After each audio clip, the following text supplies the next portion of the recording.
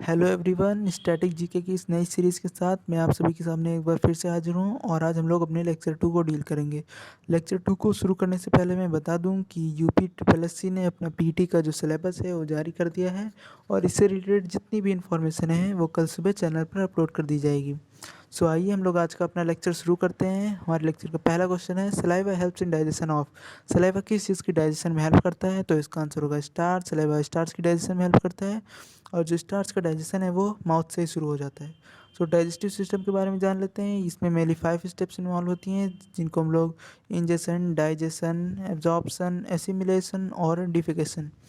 सो ingestion में क्या होता है? इंजेशन में जो हम लोग खाना खाते हैं उसी को हम लोग इंजेशन कहते हैं। इंग्लिश में कहें तो intake of food is known as ingestion. Next step होती है डाइजेशन की। डाइजेशन में क्या होता है? जो हमारा इनएब्जॉर्बर मटेरियल होता है, जैसे कि हम लोग दाल, रोटी या चावल, जो कुछ भी हम लोग खाते हैं वो हमारा डायरेक्ट बॉडी में एब्जॉर्ब नहीं हो सकता। तो जो वो उसका जो कन्वर्जन होता है different different types of enzyme से एब्जॉर्बल सब्सटेंसेस में, उसी उसी प्रोसेस को हम लोग डाइजेशन कहते हैं। और डाइजेशन हमारा माउथ से शुरू होकर स्मॉल इंटेस्टाइन तक चलता है। ओके, सो हमारी नेक्स्ट स्टेप होती है एब्जॉर्प्शन की। सो हमारा जो भी ये मटेरियल स्मॉल मॉलिक्यूल्स या न्यूट्रिएंट्स में कन्वर्ट हुआ है वो हमारी ब्लड स्ट्रीम से जब मिलता है उस प्रोसेस को हम लोग एब्जॉर्प्शन कहते हैं। और एब्जॉर्प्शन कहाँ पर होता है? एब्जॉर्प्शन होता है स्मॉल इंटेस्टाइन में, और स्मॉल इंटेस्टाइन में विलाई पाई जाती हैं जहाँ पर ये एब्जॉर्प्शन होता है। नेक्स्ट प्रोसेस है एसिमिलेशन। एसिमिलेशन में क्या होता है? जो भी ये न्यूट्रिएंट्स या जो भी ये विटामिन्स या जो भी इम्पॉर्टेंट मॉलिक्यूल जो भी हमारी बॉडी में एब्जॉर्ब हुए हैं वो हमारी बॉडी में जब यूज़ हो जाते हैं, for example in use of muscle building, in use of body manufacture, या जहाँ जब भी हमारी बॉडी को कोई भी दिक्कत आई है, मशीनरी, जैसे बॉडी एक मशीन की टाइप का है, जो जो तो जहाँ जहाँ भी दिक्कत आई है वहाँ पर जो ये सारी न्यूट्रिएंट्स का जो यूज़ हो जाता है उसी को हम लोग एसिमिलेशन कहते हैं। लास्ट प्रोसेस है डिफिकेशन की। तो इसमें क्या होता है? जो हमारा अनडाइजेस्टेड फूड है वो हमारा लॉन्ग इंटेस्टाइन में जाता है और वहाँ पर ये बैक्टीरियाज के द्वारा इसको फीकस में कन्वर्ट कर दिया जाता है और फिर ये हमारी बॉडी से एक्सक्रीट हो जाता है। और इसके बारे में आपको बता दूं कि जो लार्ज इंटेस्टाइन होती है वो छोटी होती है स्मॉल इंटेस्टाइन से in in case of length. Okay, बढ़ते हैं अपने नेक्स्ट क्वेश्चन की तरफ।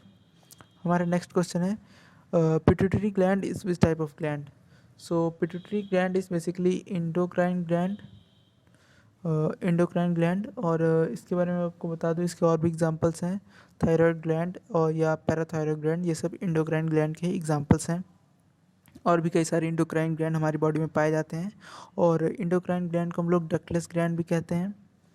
और यहाँ पर हार्मोन्स का सीक्रेशन होता है इंडोक्राइन ग्लैंड्स में। ओके, डिफरेंट डिफरेंट हार्मोन्स का डिफरेंट डिफरेंट ग्लैंड से सीक्रेशन होता है। और एक और तरह के ग्लैंड पाए जाते हैं जिनको हम लोग एक्सोक्राइन ग्लैंड कहते हैं और इनमें डक्ट पाई जाती है और यहाँ से एंजाइम्स का जो है वो सीक्रेशन होता है। और कुछ एक्सोक्राइन ग्लैंड्स की बात करें तो स्वेट ग्लैंड, म्यूकस ग्लैंड और सलिवरी ग्लैंड जो हैं ये हमारे एक्सोक्राइन ग्लैंड के एग्जांपल्स हैं। सो बढ़ते हैं नेक्स्ट क्वेश्चन की तरफ। Colour blindness is caused due to deficiency of. Colour blindness किस चीज़ की डिफिशियंसी से कॉज होता है? सो बहुत ही आसान क्वेश्चन है और इसका आंसर होगा विटामिन ए। कलर ब्लाइंडनेस जो है वो विटामिन ए की डिफिशियंसी से कॉज होता है। सो बात कर लेते हैं कुछ और विटामिन डिफिशियंसी डिसीजेस की। तो विटामिन बी की डिफिशियंसी बेरी बेरी होता है, विटामिन सी की डिफिशियंसी से स्कर्वी होता है, विटामिन डी की डिफिशियंसी से रिकेट्स या ऑस्टियोमलेशिया होता है, विटामिन के की डिफिशियंसी से जो हमारा ब्लड होता है वो क्लॉट नहीं हो पाता है। बढ़ते हैं नेक्स्ट क्वेश्चन की तरफ। What the full form of ECG? ECG का फुल फॉर्म क्या है? तो ईसीजी का फुल फॉर्म है इलेक्ट्रोकार्डियोग्राफ और इसका जो यूज़ होता है वो हमारी हार्ट की जो एबनॉर्मेलिटीज़ होती हैं उसको फाइंड आउट करने में इसका यूज़ होता है।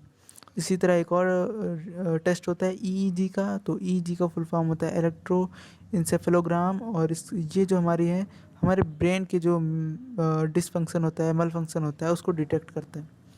बढ़ते हैं अपने नेक्स्ट क्वेश्चन की तरफ। तो हमारा नेक्स्ट क्वेश्चन है हु डिस्कवर्ड पेंसिलिन? पेंसिलिन की खोज किसने की? तो पेंसिलिन की खोज अलेक्जेंडर फ्लेमिंग ने की और ये उन्होंने वर्ल्ड वॉर सेकेंड के दौरान इसकी खोज की थी। नेक्स्ट क्वेश्चन है who discovered blood circulation? So blood circulation किसने डिस्कवर किया? सो ब्लड सर्कुलेशन को विलियम हार्वे ने डिस्कवर किया। बढ़ते हैं अपने नेक्स्ट क्वेश्चन की तरफ। हमारा नेक्स्ट क्वेश्चन है where the headquarter of WTO. WTO का हेडक्वार्टर कहाँ पर है? सो डब्ल्यूटीओ का हेडक्वार्टर जेनेवा में है और डब्ल्यूटीओ इस्टेब्लिश हुआ था 1995 में गैट की जगह पर। गेट और गैट का फुल फॉर्म होता है general agreement on tariff and trade और गैट की स्थापना हुई थी 1948 में। उस वक्त इसके 23 मेंबर्स हैं। बढ़ते हैं अपने नेक्स्ट क्वेश्चन की तरफ। नेक्स्ट क्वेश्चन है Tropic of Cancer and Capricorn both passes through which continent. So अगर हम लोग बात करें ट्रॉपिक ऑफ कैंसर और कैप्रिकॉर्न की, यानी कि इस कॉन्टिनेंट से इक्वेटर भी पास करता होगा। सो इसका आंसर होगा अफ्रीका। और अफ्रीका के बारे में जानते हैं तो ये आप जो देख रहे हैं ये अफ्रीका का मैप है। इसके वेस्ट में जो है अटलांटिक ओशियन है, इसके ईस्ट में इंडियन ओशियन है। सो अफ्रीका में टोटल 56 कंट्रीज़ हैं जिसमें कि 2 कंट्रीज़ डिस्प्यूटेड हैं। बढ़ते हैं अपने नेक्स्ट क्वेश्चन की तरफ। Who build sun temple. Sun temple को किसने बनवाया? सो सन टेम्पल को नरसिम्हवन ने बनवाया जो कि गंग वंश का शासक था।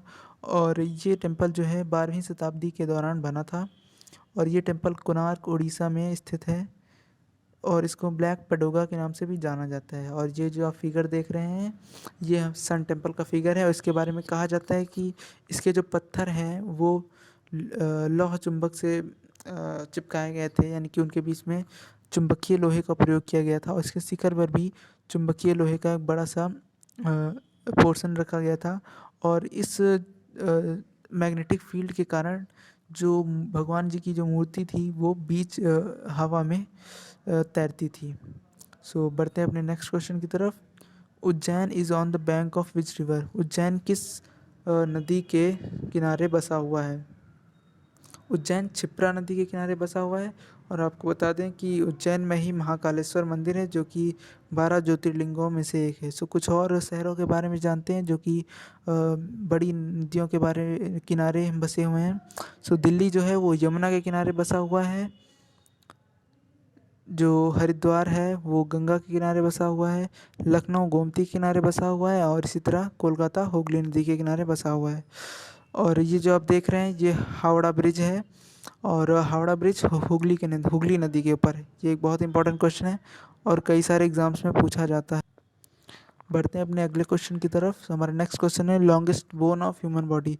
ह्यूमन बॉडी की लॉन्गेस्ट बोन कौन सी है? तो ह्यूमन बॉडी की लॉन्गेस्ट बोन है फ्यूमर और ये स्ट्रॉन्गेस्ट बोन भी है। और जो हमारी ह्यूमन बॉडी की जो स्मॉलेस्ट बोन है वो स्टेपीस है और वो हमारे ईयर्स में पाई जाती है। नेक्स्ट क्वेश्चन है Harappa is on the bank of which river. Harappa किस नदी के किनारे बसा हुआ है? तो हड़प्पा जो है वो रावी नदी के किनारे बसा हुआ है और हड़प्पा आज के समय के पाकिस्तान में है। हड़प्पा सिंधु जो सभ्यता है इससे रिलेटेड बहुत ज़्यादा इंपॉर्टेंट क्वेश्चन एग्जाम में पूछे जाते हैं और एक बहुत वास्ट टॉपिक है, इस पर एक अलग वीडियो बनाई जाएगी। बढ़ते हैं अपने नेक्स्ट क्वेश्चन की तरफ। Name the Moroccan traveller who came to India in 1333 AD। So इस क्वेश्चन में आपको बहुत कुछ बता दिया गया है कि जो ट्रैवलर था वो मोरक्को का था और वो 1333 AD में आया था। सो इसका आंसर होगा इब्न बटूटा। इब्न बटूटा जो है वो एक मोरक्को का ट्रैवलर था और वो मोहम्मद बिन तुगलक के टाइम पर आया था। मोहम्मद बिन तुगलक की बात करें तो ये तुगलक डायनेस्टी का शासक था। और इब्न बटूता ने अपनी किताब रिहला लिखी थी जिसका कि मतलब था ट्रैवल। नेक्स्ट क्वेश्चन है who is the first governor general of independent India. So ये बहुत ही एक कंफ्यूजिंग क्वेश्चन है जिसमें कि काफ़ी लोग कंफ्यूज हो जाते हैं, लेकिन इसका जो करेक्ट आंसर होगा वो होगा लॉर्ड माउंटबेटन। और लोग इसमें सी राजगोपालाचारी के साथ कंफ्यूज रहते हैं, लेकिन सी राजगोपालाचारी के बारे में आपको बता दें वो इंडिपेंडेंट इंडिया के पहले इंडियन गवर्नर जनरल थे और पहले और आखिरी इंडियन गवर्नर जनरल थे। सो ये थे हमारे आज के क्वेश्चंस। और आपको बता दें कि टॉपर्स हैंड रिटन नोट्स जो हैं वो सिर्फ 299 रुपये पर अवेलेबल हैं और जिसमें कि पूरा जीके जीएस का स्टैटिक पोर्शन कवर किया जाता है और पीटी का भी अबाउट 50 to 60% सिलेबस उसमें पूरी तरह से कवर है। सो अगर आप चाहते हैं तो आप नीचे कमेंट कर सकते हैं और ये नोट्स आपको उपलब्ध करा दिए जाएंगे। And at last do like and subscribe our channel. So thank you very much.